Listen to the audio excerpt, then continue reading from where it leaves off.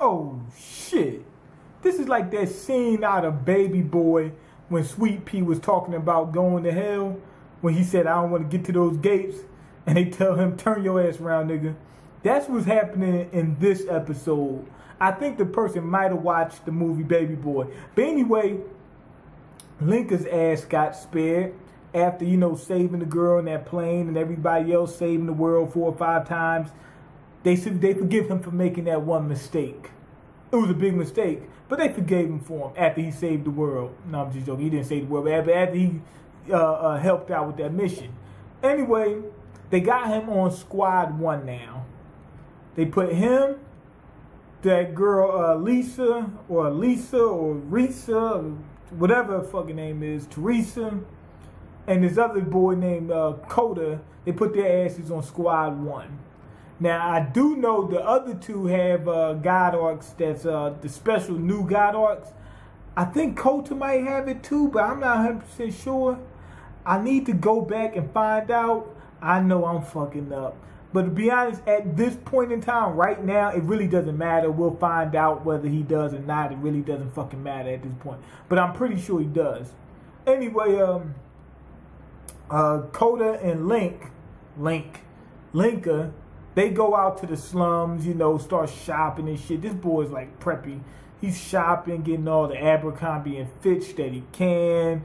He wears all that bullshit. He got a scarf on. It's about 120 degrees. It's 120 degrees. He's got a scarf wrapped tight. And I mean, it's tied up. It's not just wrapped around. It's wrapped, then it's tied up in a knot. And he cinched it like this as hard as he could. And he's got a hat on. He's got a wool hat, like a wintertime. What's those things called? Cavalac or whatever, those Kevlars, whatever them things. Y'all know what I'm talking about.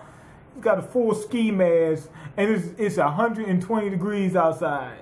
And they're in the middle of a desert. Now, I understand. It'll get cold at night. And like people think that deserts are always hot. No, they get cold as hell. Because just as much heat that they hold. What's going on is there's no moisture in the air, so the heat beams right down. But being that there's no moisture in there, when it's nighttime, the heat leaves right out. So I can understand that. I don't know if they're like in the literal desert, you know, a desert climate, but it looks like one. It's hot as fuck, and he's got on all that Abercrombie and Fitch shit. But anyway, he lets him in on a little secret. Lincoln notices some people was getting food. He said, what the fuck going on? And the guy says, oh, they just delivering food. They make sure everybody taken care of. And he's like, oh, yeah, I forgot you're not from inside. You're from outside. Outside, nobody's giving you shit. Nobody ever gave me nothing. I'm telling you, you got a cup of water, you're drinking that cup of water. And whoever else is around can kiss your ass. You got a Snicker bar, you got the shit in your back pocket, and you watching everybody. You got your gun on them. You'll kill somebody. They'll kill somebody over some Jordans nowadays. Here, they'll kill you over some water and the Snicker bar. Outside, it's no joke. But it's a good thing seeing that they're taking care of the people. But anyway, Coda let him in on a little secret. He tells him that the people are planning on moving to this island out there. It's a big island. He said it's enough to hold the entire world's population, and they should be able to protect them from origami's forever. Now, what's bothering me is, how do these people get their resources? They're growing plants and stuff. People are like, they're growing fucking plants. You need resources still? You know what I'm saying? You can't just use the same soil over and over and over again, playing the same shit. It's not going to work. You need some outside stuff coming in. Now, I do know they have guide eaters going out every so often, but they're not bringing back that much stuff. You know, I wonder if they just digging underneath ground and mining. But the thing about that is, I was wondering as well, are the origami underground? So those are the types of things I need to consider. I'm not sure exactly how they're doing it, which is probably why they turned the people down. Anyway, they go on their mission. Coda's not ready. He almost gets killed because he choked. His mom was afraid about that. He's like, damn. His mom was like, damn, my son can get killed, and he almost did. But he was teamed up with one of the most powerful dudes on there. The dude's just nice. what you call it, was almost killed Linka. But the dude, when he killed him, he said kill Aragimes in one swipe. And he's right. You're wasting too much.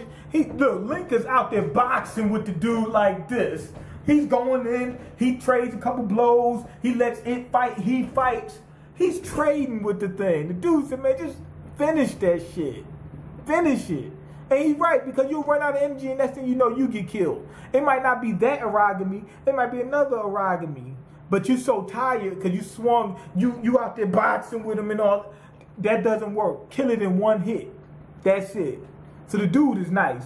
But anyway, on their way back, they find a group of people, and people was like, oh, thank God. Thank God. That's what they kept saying. They were all atheists, but they were all like, thank God.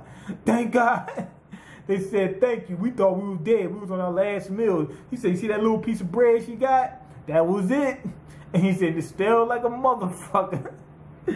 Anyway, they get to the gate. They said, turn your ass around. And they're like, what? What happened? We came all the way out here. They said, turn your ass around. Unless you can use a God Arc, we're not accepting any more people. The reason why they're doing it is because they need more God Eaters. That's a must. They got to have that. They got to fight against these things. But if they take more people, they don't have enough resources. They can't do it. They take more people in, and they can't sustain themselves. They need a certain amount of time. They're on a time-sensitive thing. If they run out of resources, it's done. They got to be able to build that city. I think they're going to make like a God Eater city, something like that. Like they're going to use all those cores. You know how they make God Arcs to make the...